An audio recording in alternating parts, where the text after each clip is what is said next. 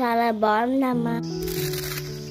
నమస్తే అండి. ఈ రోజైతే చిరుధాన్యాలతో కరకరలాడే కమ్మని జంతికలను అయితే చేసుకుందామండి.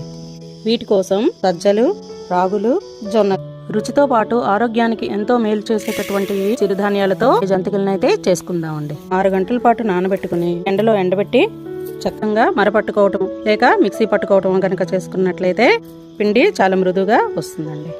1 గిన్నె చిరుధాన్యాల పిండికి 1/2 గిన్నె శనగపిండి అయితే పడుతుందండి. పచ్చిమిర్చి, వెల్లుల్లి రెబ్బలు, దీన్ని అయితే చక్కని పేస్ట్ని ఇందులో కలిపేద్దాం. కాగబెట్టినటువంటి నూనె 2 చిట్టి గరిటెలండి.